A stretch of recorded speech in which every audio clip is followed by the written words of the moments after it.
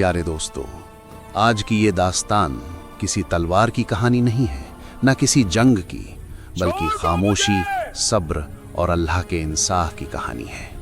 ये कहानी हमें सिखाती है कि अल्लाह के दरबार में आवाज़ से नहीं, आंसुओं से फैसले होते हैं। इस वाक़े को मुकम्मल जानने के लिए हमारे साथ आखिर तक ज़रूर रहिएगा नाज़रीन। बहुत ही पुराने ज़माने की बात है।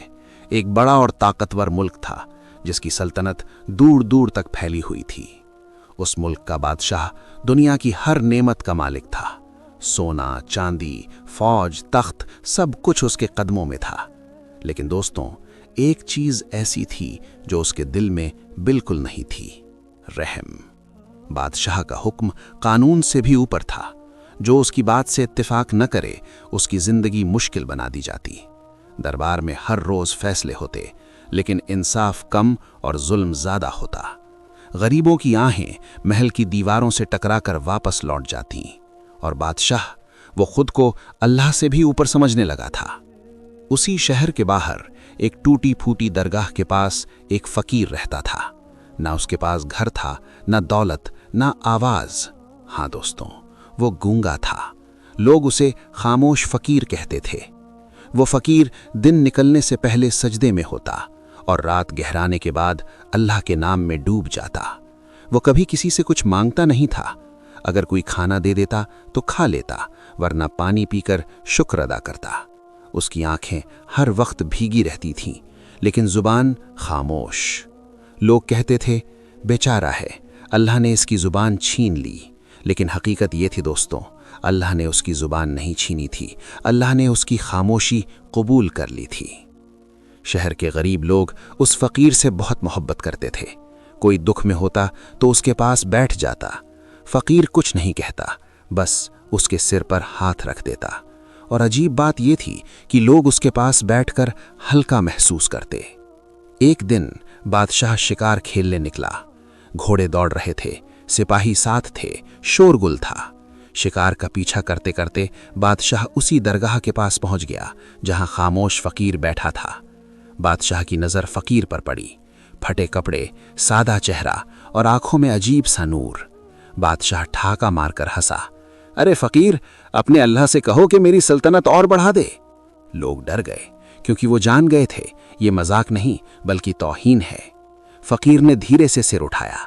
उसकी आंखों में आज कुछ बदला हुआ था। उसने कुछ नहीं कहा, बस अपनी उंगली से आसमान की तरफ इशारा किया, मानो कह रहा हो, सब कुछ ऊपर वाले के हाथ में है। ये देखकर बादशाह का खून खौल उठा। उसने चिल्लाकर कहा, यह फकीर मेरा मजाक उड़ा रहा है। बिना कुछ सोचे उसने हुक्म दिया, इसे दरबार के सामने कोड़े लगाए जाएं। दरबार के सामने फकीर को बांध दिया गया। कोड़े पड़े, 1, 2, 3, खून बहने लगा। लेकिन दोस्तों, उस फकीर की जुबान अब भी खामोश थी। न आह, न चीख, न शिकायत। बस उसकी आंखों से आंसू बह रहे थे। लोग कांप रहे थे। कोई कुछ बोल न सका, क्योंकि जो बोलेगा उसका भी वही हाल होगा। उसी रात फकीर बहुत देर तक सजदे में पड़ा रहा। पहली बार उसके होंठ हिले, पहली बार उसकी आवाज निकली, बहुत धीमी, बहुत दर्द भरी। उसने कहा, या अल्लाह, मैंने जिंदगी भर सब्र किया, आज भी किया, लेकिन जुल्म ने हद पार कर दी। अब इंसाफ तू कर। और दोस्तों, यहीं से शुरू होती है एक खामोश फकीर की बद्दुआ। वो रात शहर सो रहा था, लेकिन आसमान बेचैन था। हवा में अजीब सी सहरन थी। कुत्ते बिना वजह भौंक रहे थे और महल की दीवारें मानो कांप रही थीं। उसी वक्त महल के अंदर बादशाह गहरी नींद में था। बादशाह ने सपना देखा। वो अपने तख्त पर बैठा है, लेकिन तख्त धीरे धीरे रेत बनकर फिसल रहा है। उसके चारों तरफ लाखों लोग खड़े हैं और सब एक ही आवाज में कह रहे हैं, जुल्म का हिसाब दो। बादशाह घबराकर नींद से उठ बैठा। उसका पूरा जिस्म पसीने से भीग चुका था।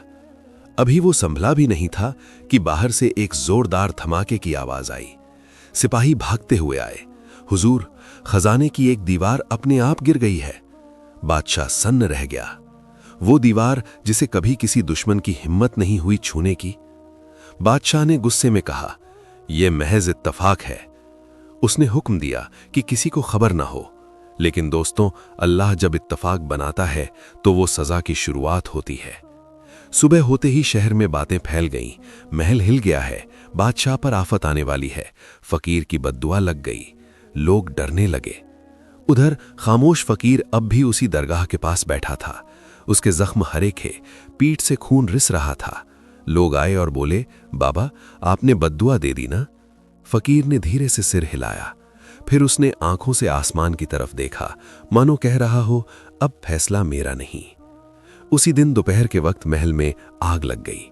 न दिया गिरा था न मशाल, फिर भी आग भड़क उठी। कीमती पर्दे, नरम गद्दे सब जलने लगे। बादशाह हक्का बक्का रह गया। दरबार लगा, लेकिन आज बादशाह की आवाज में पहली बार कंपन था। एक बूढ़े वजीर ने हिम्मत करके कहा, हुजूर, शायद ये उसी फकीर की बद्दुआ है। ये सुनते ही बादशाह तमतमा गया। खामोश, एक गूंगे फकीर की औकात कि वो मुझे नुकसान पहुंचाए? रात को बादशाह की जुबान अचानक लड़खड़ाने लगी। वो बोलना चाहता, लेकिन आवाज पूरा साथ नहीं दे रही थी। डॉक्टर बुलाए गए, हकीम आए, कोई वजह नहीं मिली। अब बादशाह अकेला होने से डरने लगा। उसे हर कोने में फकीर की आंखें दिखती, वो आंखें जो बिना बोले सब कुछ कह देती थीं। उसी रात जो बादशाह जिंदगी भर सजदे से दूर रहा, वो अपने कमरे में जमीन पर बैठ गया। उसके होंठ कांप रहे थे। उसने धीमी आवाज में कहा, अगर तू है तो मुझे माफ कर दे। दोस्तों, ये सजदा अभी मुकम्मल नहीं था, क्योंकि इसमें पछतावा था, लेकिन झुकना नहीं। और उसी वक्त महल के बाहर एक सिपाही दौड़ता हुआ आया। हुजूर, वो फकीर महल की तरफ आ रहा है। बादशाह के हाथ से प्याला गिर पड़ा। उसने कांपती आवाज में कहा, उसे रोको या नहीं, उसे आने दो। वो फकीर जिसे लोग गूंगा कहते थे, जिसे बादशाह ने मिट्टी से भी हल्का समझा था, अब महल की तरफ बढ़ रहा था।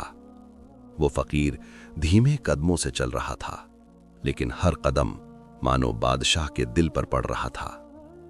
महल के दरवाजे खुले थे, सिपाही रास्ते में खड़े थे, लेकिन किसी की हिम्मत नहीं हुई उसे रोकने की, क्योंकि दोस्तों, जिस पर अल्लाह का हुक्म हो उसे इंसान कैसे रोके।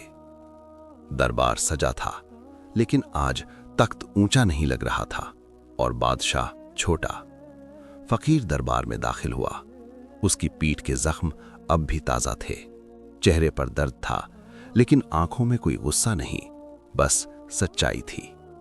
बादशाह ने कांपती आवाज में कहा, तू वही है ना जिसे मैंने सजा दी थी? फकीर चुप रहा। पूरा दरबार सन्न था। वो खामोशी 1000 तलवारों से ज्यादा भारी थी। बादशाह तख्त से नीचे उतर आया। उसके घुटने कांप रहे थे। वही बादशाह जिसके एक इशारे पर जिंदगियां मिट जाया करती थीं, आज खुद मिटता दिख रहा था। अचानक फकीर के होंठ हिले। पूरे दरबार में सांसें थम गईं। फकीर बोला, मैंने बद्दुआ नहीं दी। सब चौंक गए। मैंने सिर्फ अपनी खामोशी अल्लाह के हवाले कर दी थी। उसकी आवाज भारी नहीं थी, लेकिन दिल चीर देने वाली थी। जुल्म का जवाब जबान से नहीं, सब्र से दिया जाता है, और जब सब्र टूटता है तो फैसला ऊपर से आता है। बादशाह रो पड़ा। हां दोस्तों, वो बादशाह जो कभी नहीं झुका, आज फूट फूट कर रो रहा था। बादशाह जमीन पर गिर पड़ा। इस बार उसका सजदा दिखावा नहीं था, उसकी पेशानी सच में झुकी थी। उसने कहा, मैंने ताकत को खुदा समझ लिया और इंसान को कीड़ा। अगर माफी का कोई रास्ता है तो बता दो। फकीर आगे बढ़ा। उसने बादशाह के सिर पर हाथ रखा और कहा, माफी बंदे के हाथ में नहीं होती, लेकिन टूटना उसकी पहली निशानी होती है। उसी पल महल में अजीब सी शांति फैल गई। हवा थम गई। कुत्तों का भौंकना बंद हो गया। फकीर ने कहा, तेरा तख्त बचेगा, लेकिन तेरा घमंड नहीं। तेरा राज रहेगा, लेकिन डर के साथ, ताकि तू हर रोज याद रखे कि ऊपर वाला अब भी देख रहा है। ये कहकर फकीर मुड़ा और दरबार से बाहर चला गया। किसी ने नहीं रोका। कुछ महीनों बाद वही बादशाह हर हफ्ते उसी दरगाह पर चुपचाप बैठा दिखता था। न तख्त न ताज, सिर्फ एक इंसान। और वो फकीर, कहते हैं एक सुबह वो दरगाह से गायब हो गया। बस एक बात रह गई, उसकी खामोशी। दोस्तों, जुल्म चाहे कितना भी बड़ा हो, वो देर से सही लेकिन टूटता जरूर है। और खामोशी अगर सब्र के साथ हो तो वो बद्दुआ से भी ज्यादा ताकतवर होती है। अगर ये कहानी आपके दिल को छू गई हो, अगर किसी एक लम्हे में आपको अपनी जिंदगी दिख गई हो, तो चैनल को सब्सक्राइब जरूर करना, क्योंकि ऐसी ही रूह को झकझोर देने वाली कहानियां हर बार नहीं मिलती। नीचे कमेंट में लिखो आपको सबसे ज्यादा कौन सा सीन लगा और क्या आप अगली कहानी चाहते हो। आपका एक सब्सक्राइब और एक कमेंट मुझे और ऐसी कहानियां लिखने की ताकत देता है। मिलेंगे अगली दास्तान में, तब तक के लिए अल्लाह हाफिज।